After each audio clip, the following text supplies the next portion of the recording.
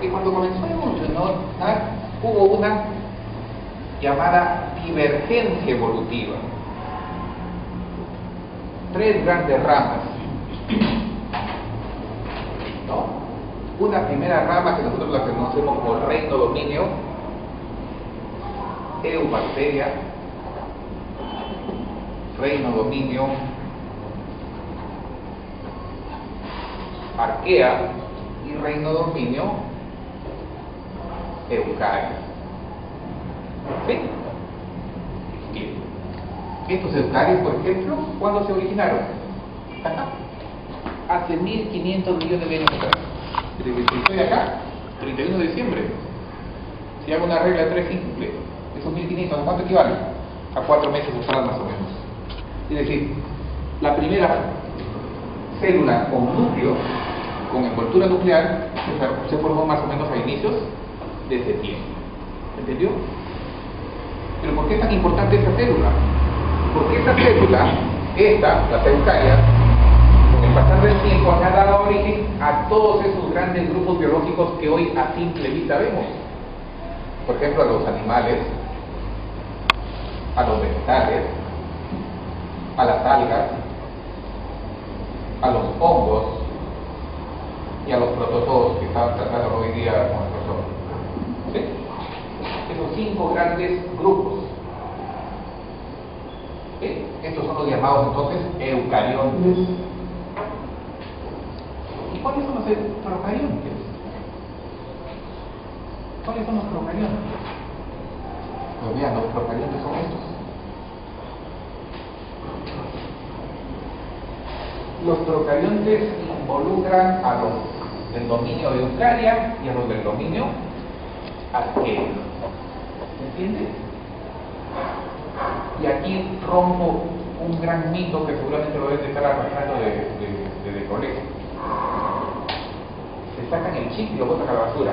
Ese cuento que les dijeron de que a partir de los procariontes se generaron los eucariontes. No, muchachos.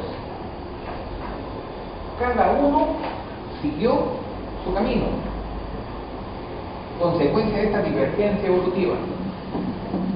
No es que los eucariontes hayan derivado de los procariontes, no. ¿Se entiende? Entonces, cada uno siguió un trayecto distinto. ¿Veo claro? A ver, ¿alguna pregunta hasta ahí? Por favor, muchachos. Si hubiese algo que no queda claro, me ponen el alto y yo a veces soy como una cómplice. No me dicen, me bajo, yo sigo nada más.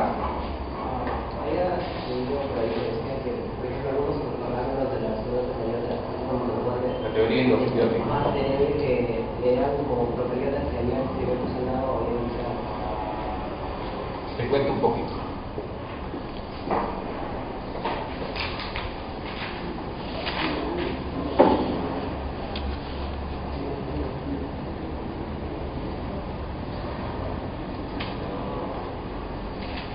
Aquí es nuestra Tierra, incandescente, hace 4.600 millones de años.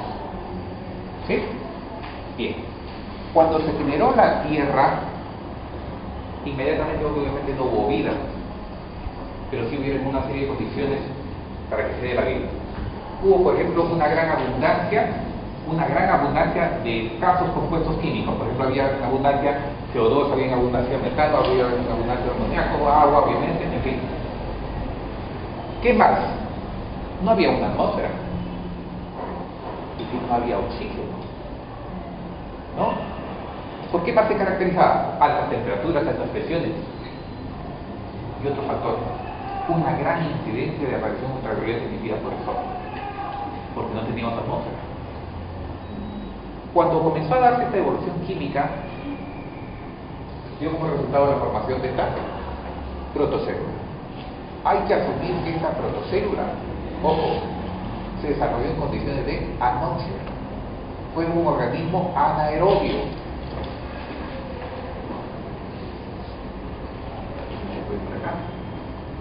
Aquí ven. Origen de la vida, los 3 grandes grupos, eubacterias, o bacterias como le llaman, los arqueas y la línea nuclear. tenemos acá? Oxígeno, tensión de oxígeno en nuestra atmósfera. Al inicio, anóxido. ¿Sí? ¿En qué momento comenzó a oxigenarse la Tierra? Cuando aparecieron ese grupo de bacterias, que ahora son clasificadas como algas, las llamadas cianobacterias. Este grupo de microorganismos son los que fueron responsables de oxigenar la Tierra, de formar una atmósfera. Es decir, las formas biológicas con respiración aeróbica se desarrollaron mucho después, pero ¿a consecuencia de qué? Justamente de estas primeras formas que eran anaerobias. Y aquí justamente surge la teoría endosimbiótica, ¿no? La teoría endosimbiótica, en pocas palabras, nos dice que las bacterias parasitaron a otros linajes celulares. Y debido a este parasitismo, obviamente perdieron muchas funciones. Pero sin embargo, desarrollaron otras tantas, ¿no? Como por ejemplo la capacidad de utilizar el oxígeno. Y estas bacterias a la larga se transformaron en las llamadas mitocondrias, ¿no? O sea, de la aparición de este organelo llamado mitocondria, obviamente fue evento posterior, ¿no? Entonces, toda esa oxigenación que hoy tenemos tampoco también es un concepto errado, ¿no? Que los árboles, las selvas son los pulmones de la Tierra, eso es mentira. Los verdaderos pulmones de la Tierra quienes oxigenan son las algas marinas, ¿no?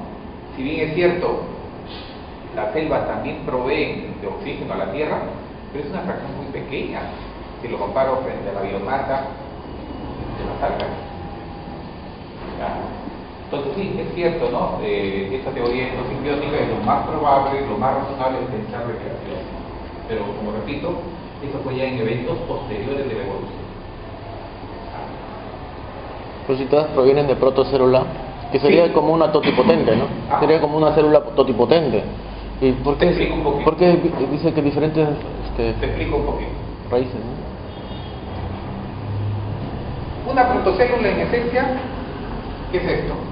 A ver, te explico. Se comenzaron, producto de estas condiciones físico-químicas en que había en abundancia estos compuestos, comenzaron a elaborarse los primeros polímeros.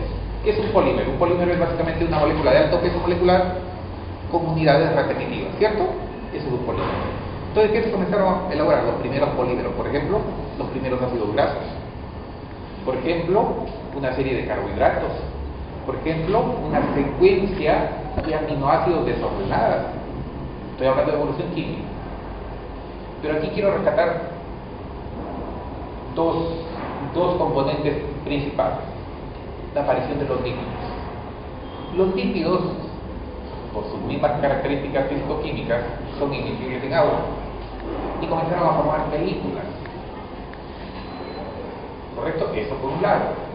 Pero en segundo lugar, en algún momento, por ese proceso de selección natural, surgió una molécula con capacidad, con capacidad de almacenar y transmitir información genética.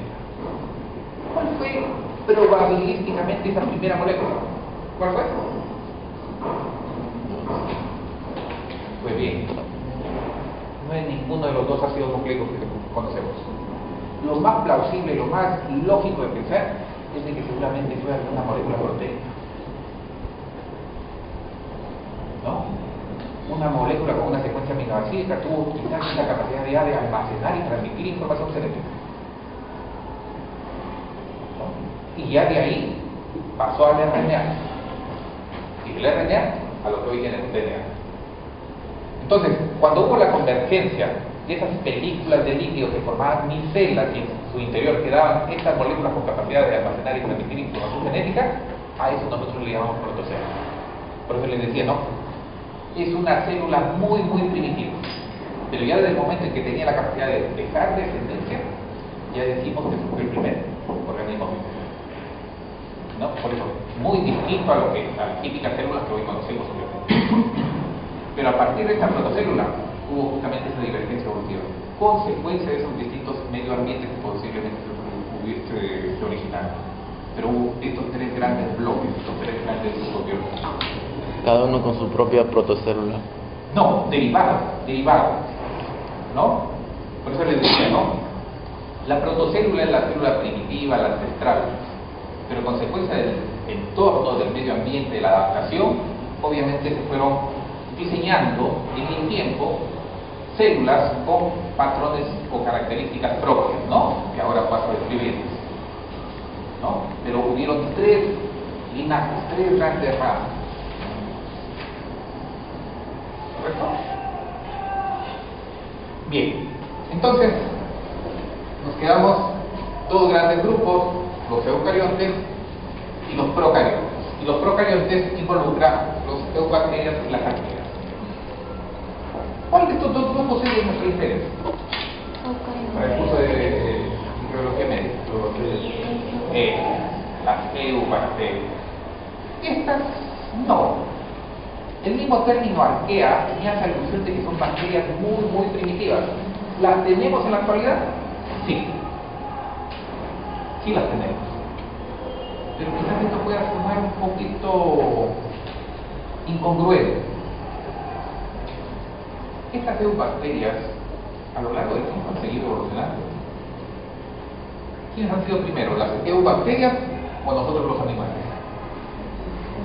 Las eubacterias. Entonces, bajo ese razonamiento, hay bacterias que conviven con nosotros. ¿Y por qué conviven con nosotros? Porque están perfectamente adaptadas a nosotros. Es decir, son bacterias que han seguido evolucionando, han evolucionado tanto que conviven con nosotros, que han encontrado un huésped donde estas bacterias son perfectamente felices, ¿cierto?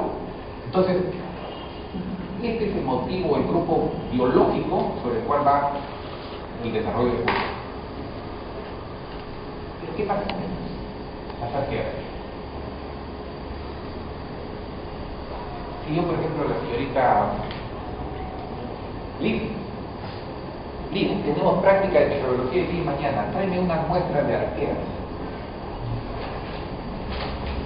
¿A dónde me la quiero traer? ¿O de dónde?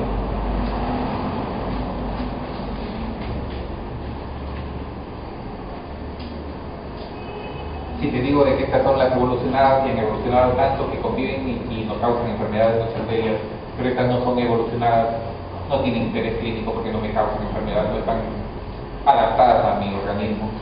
Pero si yo con fines prácticos pediría, Liz, por favor, tráeme día mañana muestritas de arqueas. ¿De dónde las tienes que recoger? ¿Ah? ¿De medio ambiente de dónde?